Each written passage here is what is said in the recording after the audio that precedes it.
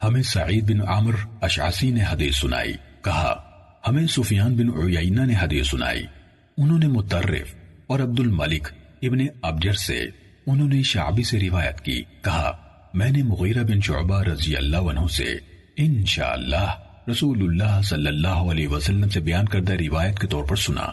نیز ابن ابی عمر نے سفیان سے، انہوں نے مطرف اور عبد الملک بن سعید سے، اور ان دونوں نے شعبی سے سن کر حدیث بیان کی۔ انہوں نے مغیرہ بن شعبہ رضی اللہ عنہ کے حوالے سے خبر دی، کہا میں نے ان سے منبر پر سنا، وہ اس بات کو رسول اللہ صلی اللہ علیہ وسلم کی طرف منسوب کر رہے تھے۔ نیز بشر بن حکم نے مجھ سے بیان کیا، روایت کے الفاظ انہی کے ہیں۔ سفیان بن عیینہ نے ہمیں حدیث بیان کی، انہوں نے کہا ہمیں مطرف اور ابن ابجر نے حدیث بیان کی، ان دونوں نے شعبی سے سنا، وہ کہہ رہے تھے میں نے مغیرہ بن شعبہ سے سنا، وہ منبر پر لوگوں کو یہ حدیث سنا رہے تھے۔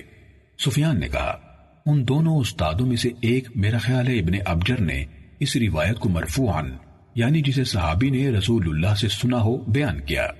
آپ صلی اللہ علیہ وسلم نے فرمایا موسیٰ علیہ السلام نے رب تعالیٰ سے پوچھا جنت میں سب سے کم درجے کا جنتی کون ہوگا؟ اللہ تعالیٰ نے فرمایا وہ ایسا آدمی ہوگا جو تمام اہل جنت کو جنت میں بھیج دیے جانے کے بعد آئے گا، تو اس سے کہا جائے گا جنت میں داخل ہو جا، وہ کہے گا میرے رب کیسے؟ لوگ اپنی اپنی منزلوں میں قیام پذیر ہو چکے ہیں اور جو لینا تھا سب کچھ لے چکے ہیں، تو اس سے کہا جائے گا کیا تم اس پر راضی ہو جاؤ گے کہ تمہیں دنیا کے بادشاہوں میں سے کسی بادشاہ کے ملک کے برابر مل جائے؟ وہ کہے گا میرے رب میں راضی ہوں۔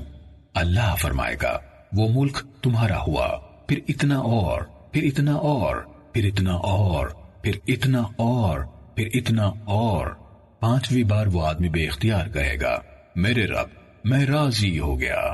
اللہ عز و جل فرمائے گا یہ سب بھی تیرا اور اس سے 10 گنا مزید بھی تیرا، اور وہ سب کچھ بھی تیرا جو تیرا دل چاہے اور جو تیری آنکھوں کو بھائے۔ وہ کہے گا اے میرے رب میں راضی ہوں۔ پھر موسیٰ علیہ السلام نے کہا پروردگار تو وہ جو سب سے اونچے درجے کا ہے۔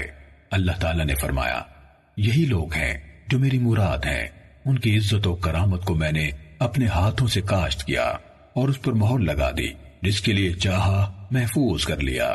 عزت کا وہ مقام نہ کسی آنکھ نے دیکھا اور نہ کسی کان نے سنا اور نہ کسی انسان کے دل میں اس کا خیال تک گزرا۔ فرمایا اس کا مصداق اللہ عز و جل کی کتاب میں موجود ہے، کوئی زیرو نہیں جانتا کہ ان کے لیے آنکھوں کی کیسی ٹھنڈک چھپا کے رکھی گئی ہے۔ صحیح مسلم حدیث نمبر 465۔